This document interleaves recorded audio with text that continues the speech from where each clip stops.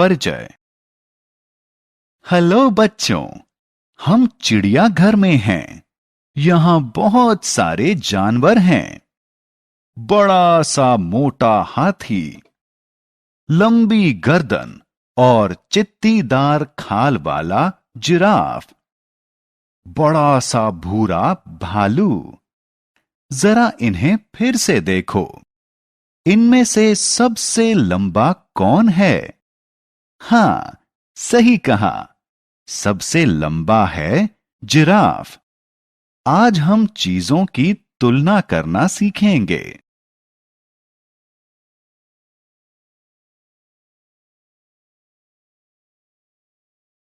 आओ सीखें।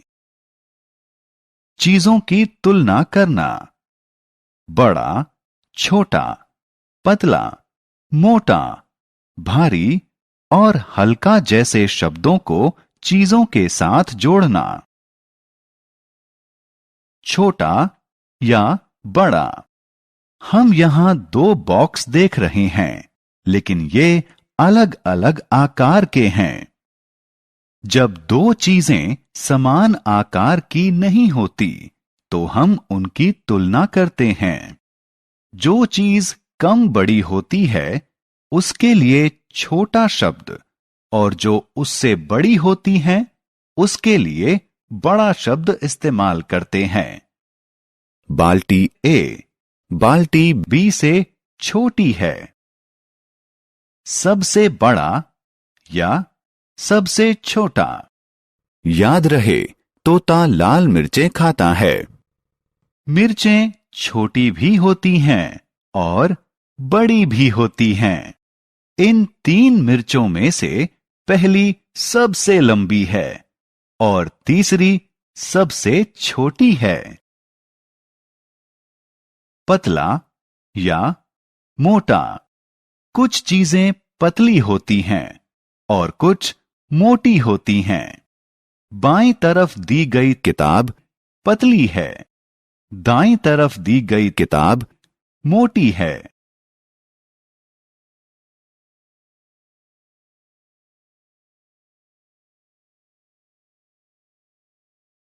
सबसे मोटा या सबसे पतला।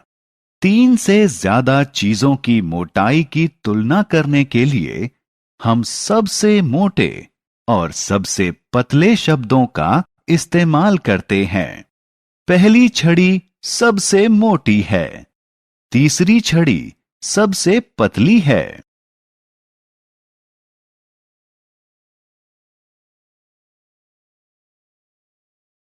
भारी या हल्का। जिन चीजों को उठाना मुश्किल होता है, वो भारी होती हैं, और जिन चीजों को आसानी से उठाया जा सकता है, वो हल्की होती हैं। बाईं तरफ वाला सिलेंडर भारी है और दाईं तरफ वाला सिलेंडर हल्का है। भारी या हल्का।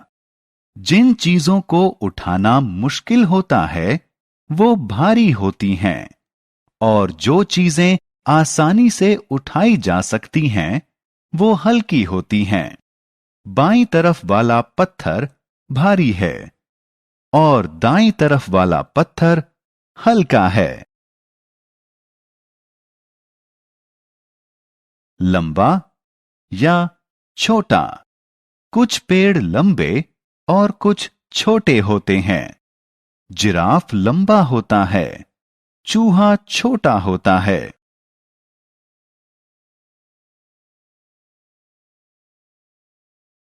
चीजों को मापना। चीजों को अलग अलग तरीके से मापा जा सकता है। आप उन्हें अपने हाथों की चौड़ाई के हिसाब से माप सकते हैं। आप इसके लिए अपने हाथों का इस्तेमाल कर सकते हैं। आप तो मापने के लिए अपने कदमों का भी प्रयोग कर सकते हैं। आप दूरी मापने के लिए अपने पैरों का भी इस्तेमाल कर सकते हैं। लंबाई को मापने के लिए इन सब चीजों का प्रयोग किया जा सकता है।